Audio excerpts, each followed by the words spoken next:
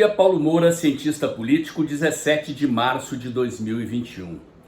Gente, o tema do vídeo de hoje vai ser o marketing político, mais precisamente o conceito de posicionamento em marketing político. Vocês vão ter uma pequena aulinha sobre como é que os planejadores de comunicação e marketing posicionam as marcas no mercado.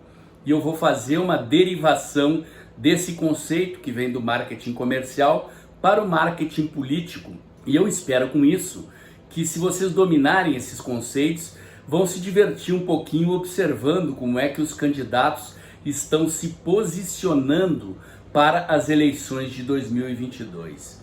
Basicamente, o conceito de posicionamento em marketing diz respeito à forma como uma marca quer ser percebida. No caso do marketing político, a forma como um candidato quer ser percebido. Isso mesmo, gente. Nenhum candidato, pelo menos nenhum candidato que concorra utilizando uma estrutura profissional de comunicação e marketing, entra na eleição de qualquer jeito. Existe por trás das candidaturas uma estrutura de comunicação e uma estratégia de comunicação previamente pensada, e o conceito de posicionamento é o organizador principal dessa estratégia. A ideia nasce de uma descoberta da psicologia sobre comunicação. Estudiosos da psicologia da comunicação descobriram que a nossa mente só é capaz de registrar, gravar, memorizar até 7 marcas na nossa cabeça. E nós não memorizamos, não guardamos essas marcas na nossa cabeça como se elas estivessem dispostas numa prateleira em nível exatamente igual uma ao lado da outra. Nós dispomos essas marcas como se elas estivessem nos degraus de uma escada. As marcas líderes, as mais fortes, estão nos degraus mais de cima, e as marcas menos importantes, com alguma presença de mercado, vão ficando nos degraus mais baixos. Se nós estamos falando de mercado, de produtos, de competição entre marcas, pode até ser que exista algum degrau vazio, algum segmento de mercado que não se sente atraído por nenhuma das marcas disponíveis, e quando isso acontece, existe uma oportunidade para alguém fabricar um produto ou oferecer um serviço e criar uma marca correspondente que ocupe aquele degrau da escada. Eu vou dar para vocês aqui 3 exemplos para vocês entenderem o que é que eu estou falando, certo? O primeiro deles eu já apliquei em sala de aula, nós estamos aqui num vídeo gravado, mas eu praticamente tenho certeza do que vai acontecer quando eu falar para vocês dessa marca. Se eu perguntar para vocês aí qual é a principal marca de sabão em pó no mercado brasileiro de sabões em pó, eu tenho certeza que quase unanimemente vocês vão responder qual é a marca. Se eu perguntar para vocês, ok, essa é a marca líder, é a marca que domina o mercado, que está no primeiro degrau da nossa escada.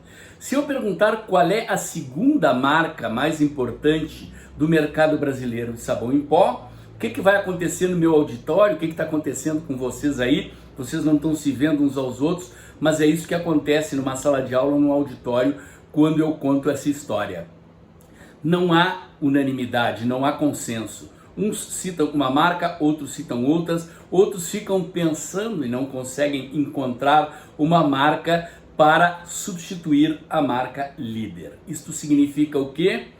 Que o sabão em pó Omo, aquele que lava mais branco, fez alguma coisa com a cabeça das pessoas através das gerações e convenceu, porque convenceu, que o Omo lava mais branco, e portanto, quando as pessoas vão ao supermercado, se a carteira permitir, elas tentarão em primeiro lugar comprar a marca líder, porque elas foram convencidas que esta é a melhor marca. Pode até ser que, se você pegar o sabão em pó de vários fabricantes diferentes, for no laboratório químico e decompuser a fórmula desses sabões, eles talvez sejam exatamente iguais ou muito parecidos. Mas a publicidade, o marketing da marca convenceu as pessoas que a marca Omo é a marca do melhor sabão em pó. Esse é o exemplo número 1. Vou contar para vocês uma outra historinha sobre os perfumes e produtos de beleza da marca Boticário.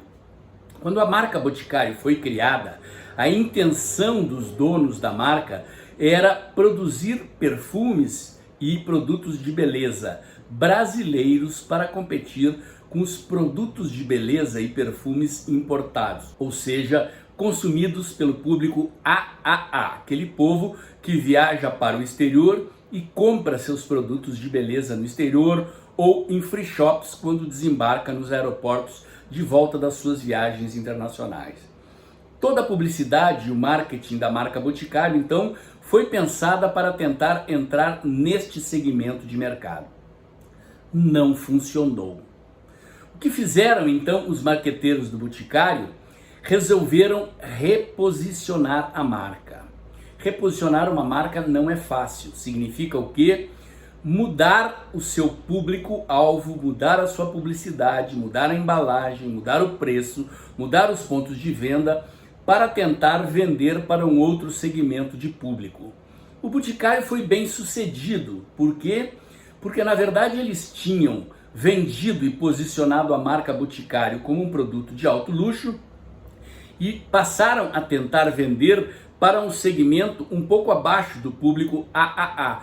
Por exemplo, um público classe B, ou seja, gente que não viaja para o exterior, gente que não teria condições de comprar perfumaria importada, mas que tinha algum poder aquisitivo e poderia comprar os produtos do Boticário no Brasil para suprir a sua necessidade de produtos de beleza e perfumaria sem capacidade de consumo para pagar pelos produtos classe A.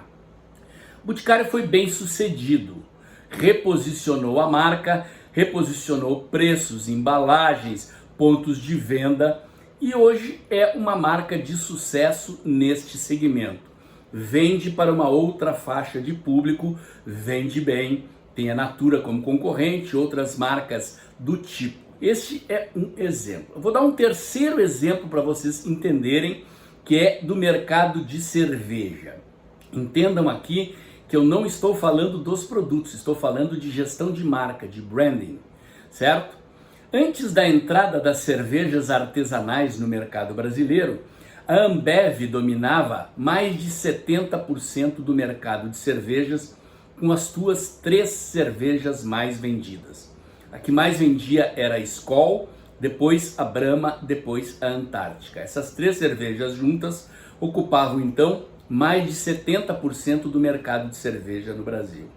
A cerveja Skin Cariol tentou entrar nos 3 primeiros degraus da escada, dar uma cotovelada e desalojar as marcas da Ambev dessa posição de liderança. Quem tem alguma idade já vai lembrar das campanhas publicitárias da cerveja Skin Cariol, que mexeu na marca, passou a se chamar Nova Skin. Começaram com um comercial com atores da Globo e atores e artistas conhecidos num bar, e a pessoa chegava no balcão, pedia uma cerveja, o garçom dizia que não tem e dizia para a pessoa: experimenta a Nova Skin. E daqui a pouco o bar inteiro começava com o experimenta, experimenta. E assim por diante, e a Skin Cariol, que passou a se chamar Nova Skin, conseguiu botar um pezinho no degrau das cervejas da Ambev. A cerveja então passou a mudar o seu slogan numa segunda fase da campanha publicitária, dizendo que era nova, evidenciando que tinha reformulado o produto e não apenas a marca Skin Cariol, e que as pessoas deveriam então experimentar a nova cerveja porque iriam gostar. Começaram a contratar mais gente famosa, Zeca Pagodinho, Ivete Sangalo e outros, para estimular o público a tomar a nova cerveja. Estava funcionando até que a Ambev resolveu reagir. No primeiro momento, a Ambev contratou a Ivete Sangalo para sair dizendo por aí que nem sequer tomava cerveja, que tinha sido contratada para fazer o comercial, mas que ela não bebia bebida alcoólica. O Zeca Pagodinho, por sua vez, deve ter recebido um trocado para dizer que tinha sido contratado pela Nova Skin, mas que ele gostava mesmo era de Brahma. Até aí tudo bem, a campanha da Ambev, começando assim, não funcionou. Aí entraram em campo os marqueteiros das marcas da Ambev e criaram uma campanha que tinha como artista principal a Juliana Paz. Qual era o slogan dessa campanha? Não basta ser nova, tem que ser boa. Entendeu? Juliana Paz, boa. Não basta ser nova, tem que ser boa.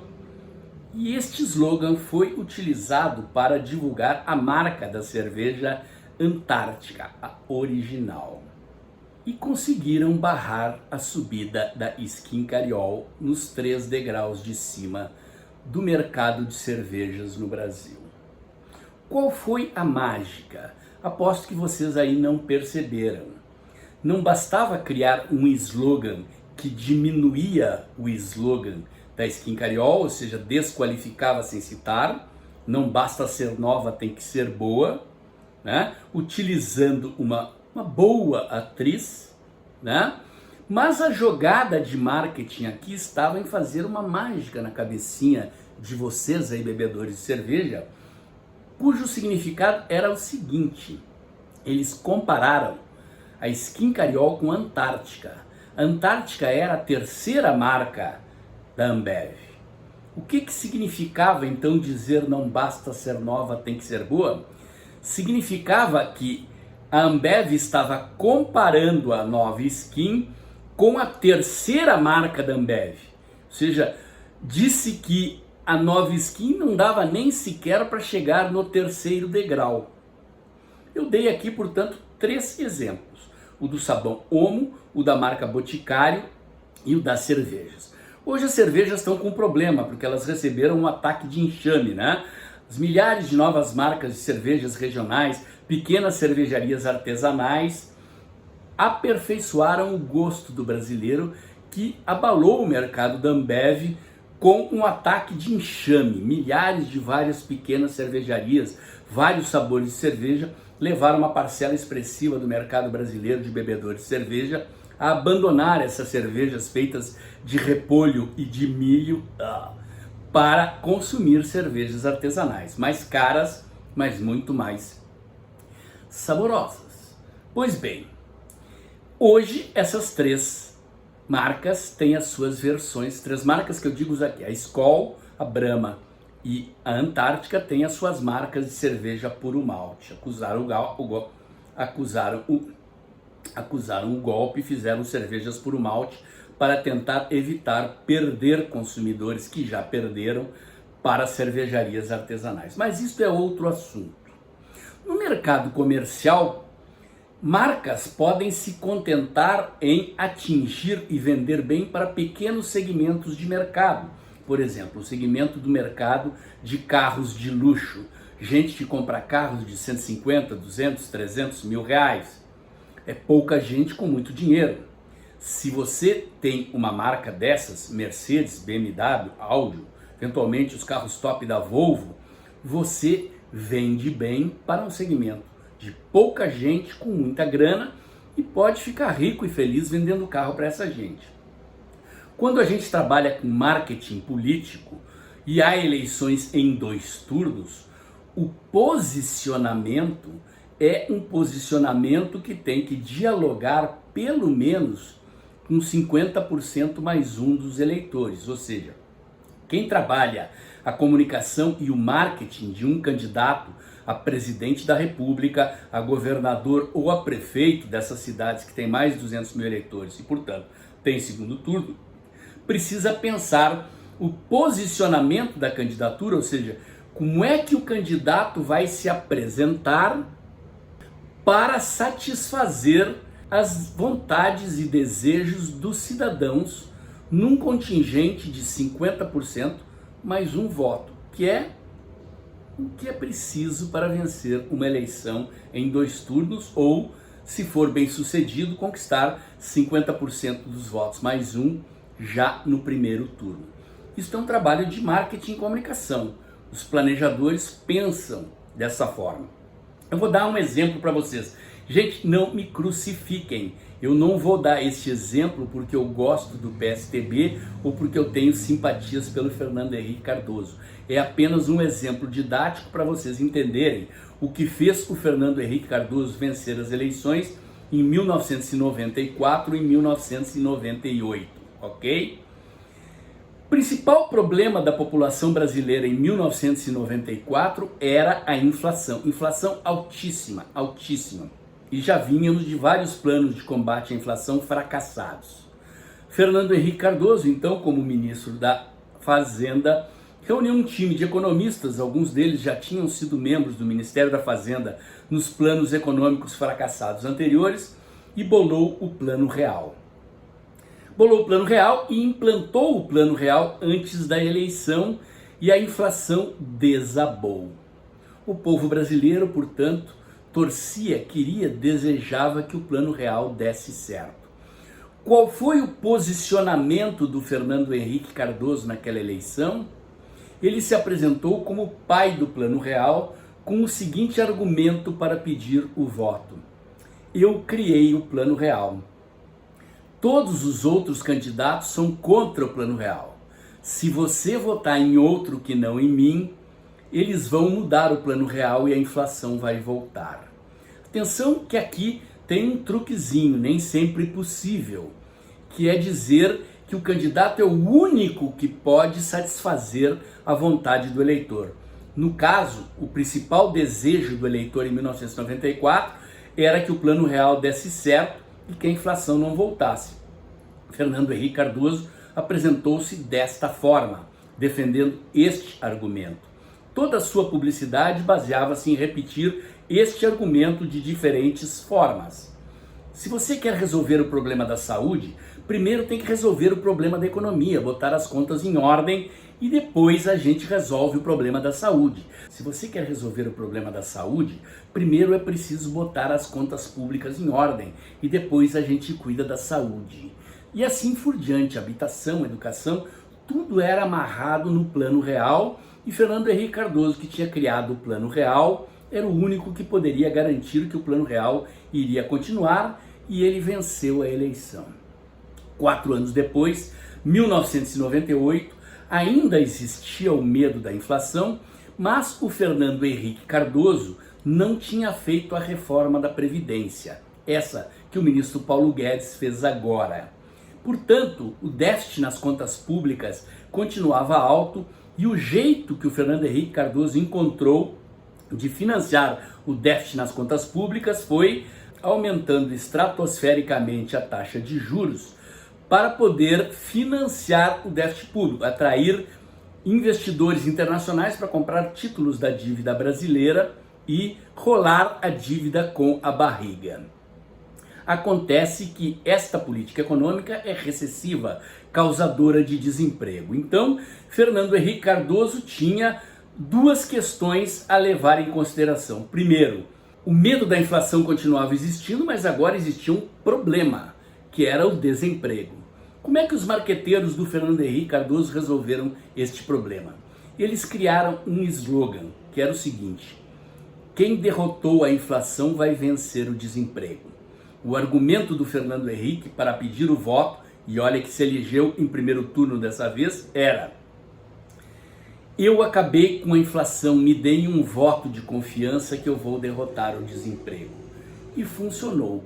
Fernando Henrique Cardoso se elegeu. Mas Fernando Henrique Cardoso não resolveu o problema do emprego no seu segundo mandato, e quem pagou a conta foi o Serra. O Serra era o candidato à sucessão de Fernando Henrique Cardoso contra Lula. Lula tinha sido derrotado por Fernando Henrique Cardoso nas duas eleições anteriores. Na eleição seguinte, Lula se apresentou como candidato do emprego, como candidato do social contra o Serra, a quem só restava dar explicações para o fato de que Fernando Henrique Cardoso não tinha resolvido o problema do emprego. Por mais que o Serra dissesse que ia resolver o problema do emprego, Fernando Henrique Cardoso, que era do partido dele, tinha governado por 2 mandatos e não tinha resolvido, Serra perdeu a eleição. Então vocês veem que na boca de cada eleição os marqueteiros, os publicitários se botam a pensar como é que vão apresentar o seu candidato. Naquela eleição, em 2002, Lula se apresentou como candidato do social. Então o problema social era o principal candidato e Lula fez um exercício de reposicionamento de marca. Nas eleições anteriores todas que ele havia sido derrotado, ele se apresentava como um candidato radical, sindicalista, não ia pagar a dívida externa, parecia com a barba desgrenhada, sujo, falando alto, enfim, aquela imagenzinha que é a verdadeira natureza do Lula. Mas o Duda Mendonça, que é um marqueteiro que já tinha até reposicionado a figura do Maluf quando ele ganhou as eleições para a Prefeitura de São Paulo depois de muitos anos, reposicionou Lula como o Lulinha Paz e Amor, o candidato do social, e Lula venceu a eleição. Este é o desafio que está colocado para os candidatos a presidente da eleição de 2022, gente. Eu vou falar especificamente no vídeo de amanhã sobre a questão do posicionamento da candidatura do presidente Bolsonaro. Esse vídeo já está longo, vou guardar o assunto para mais um vídeo, as minhas reflexões sobre como talvez o presidente Bolsonaro vá se posicionar. Já fiz um vídeo aqui, vou botar o link em cima, sobre como Lula está tentando se posicionar de novo como Lulinha Paz e Amor, mas Lula tem mais problemas a enfrentar, como por exemplo a questão da corrupção do PT. Em 2002, quando Lula se apresentou, esse problema não é que o problema não existisse, né? Já se roubava dinheiro de sindicato e de prefeitura muito antes, mas Lula era percebido como uma verdadeira virgem no cabaré da política. O defensor do social, Lulinha Paz e Amor, o bonzinho, que não vai bagunçar a política e a economia brasileira, vai respeitar as leis e blá blá blá, e venceu a eleição. Ele está tentando de novo e no próximo vídeo nós vamos comentar este eventual contraste entre a candidatura Lula e a candidatura do presidente Bolsonaro no que diz respeito à questão do posicionamento. Quando a gente domina esse conceito, gente, é muito interessante porque a gente adquire a capacidade de observar os candidatos e tentar desvendar o que é que está por trás daquilo que eles dizem, do como eles se apresentam publicamente, porque é assim que eles querem ser percebidos. E uma eleição, entre outras coisas, é uma guerra de marcas, é uma guerra de posicionamento entre os candidatos, ok? Espero ter desvendado mais uma dimensão desconhecida por vocês do marketing político, da política das eleições, da comunicação política. É com isso que eu trabalho há muitos anos, foi isso que eu estudei, mestrado em ciência política e um doutorado em comunicação, exatamente para entender dessas áreas. Espero estar iluminando aí um caminho para vocês mesmos aprenderem a observar a política com um olhar diferente. Gostou dos conteúdos do vídeo de hoje? Aprendeu coisas novas? Então vai lá e faz um Pix, gente. Pô, é o mínimo, um trocadinho para ajudar o canal a se expandir e a crescer. Todo dia tá pingando uma doaçãozinha que outra lá no canal. É muito bom ver que eu estou agradando vocês, ajudando vocês a entenderem dimensões da política que não entendiam antes de me ouvir falar aqui. Se você gosta, se vocês acham que eu estou contribuindo para que vocês aprendam um pouco mais de política e compreendam dimensões do mundo político que não conheciam, ajuda o canal a crescer e a se expandir. Pinga um trocadinho lá no Pix, compartilha meus vídeos com seus amigos, com a sua rede, que o canal está crescendo aceleradamente. Há poucos tempos atrás eu crescia 500 seguidores novos por mês, atingi a marca de 700 seguidores novos por mês, graças a você aí que me apoia. E se você ainda não se inscreveu no meu canal do Telegram, o Dextra by Paulo Moura, se inscreve lá para ter certeza que caso eu for censurado em alguma mídia social, lá no meu canal do Telegram você continua tendo acesso aos links das notícias e análises que eu publico no meu site, o dextra.jor.br, e aos links dos vídeos que eu posto aqui no canal. Todo dia de manhã cedinho, assim que eu posto o vídeo no canal, o passo seguinte é postar o link do vídeo no canal do Telegram. Gente, eu tenho quase 20 mil seguidores aqui no canal do YouTube e ainda não tenho 600 seguidores no canal do Telegram. Dextra by Paulo Moura. Vai lá, o comentário de hoje era esse. Se você gostou, curte, comenta, compartilha, bota o dedãozinho lá, aperta o sininho para o YouTube avisar quando tem vídeo novo no canal. Inscreva-se no meu canal do YouTube, inscreva-se no meu canal do Telegram. E por hoje era isso, até amanhã.